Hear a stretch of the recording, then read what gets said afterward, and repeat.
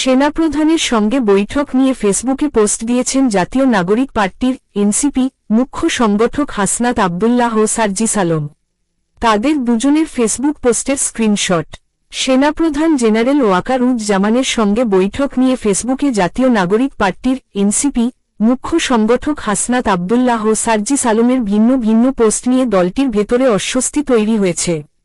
তাদের পোস্টকে দলটির নেতাদের অনেকে ব্যক্তিগত জনপ্রিয়তা অর্জনের রাজনীতি বলছেন।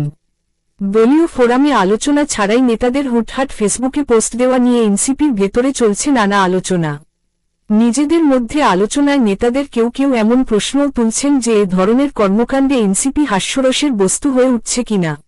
গত বৃহস্পতিবার মধ্যরাতে হাসনাত আব্দুল্লাহ ফেসবুকে লেখেন, গত 11 মার্চ তিনিসহ দুজনকে ক্যান্টনমেন্টে ডেকে নিয়ে আওয়ামী লীগ পুনর্বাসনের প্রস্তাব দেওয়া হয়েছে। হাসনাতের সেই পোস্টের পর বিষয়টি নিয়ে দুদিন ধরে নানা আলোচনা চলে।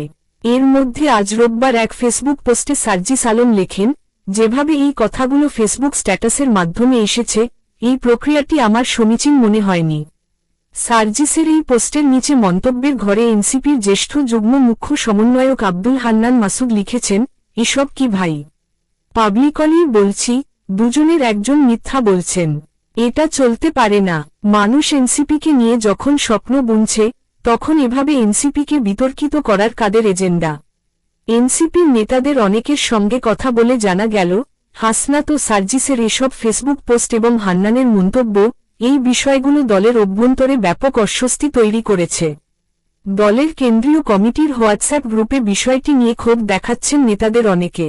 দলীয় ফোরামে আলোচনা না করে বিভিন্ন পর্যায়ের ব্যক্তিদের সঙ্গে বৈঠক করা, আবার সেই বৈঠকের আলোচনা দলকে না জানিয়েই জনসমক্ষে প্রকাশ করা, এ ধরনের কর্মকাণ্ড নিয়ে প্রশ্ন তুলছেন কেন্দ্রীয় নেতাদের অনেকে। হাসনাত আব্দুল্লাহ ফাইল ছবি। এনসিপি সূত্র জানায়, দলের হোয়াটসঅ্যাপ গ্রুপে আজ দুপুরে সার্জিস আলমের ফেসবুক পোস্টের লিঙ্ক শেয়ার হওয়ার পর কেন্দ্রীয় নেতারা নানা প্রতিক্রিয়া দেখিয়েছেন। যেমন খালেদ সাইফুল্লাহ নামের এক নেতা লিখেছেন, গুটিকয়েক ব্যক্তি তাদের ব্যক্তিগত চিন্তাপ্রসূত কথাবার্তা কোনো ধরনের সাংগঠনিক সিদ্ধান্ত ছাড়াই বাইরে প্রকাশ করছেন।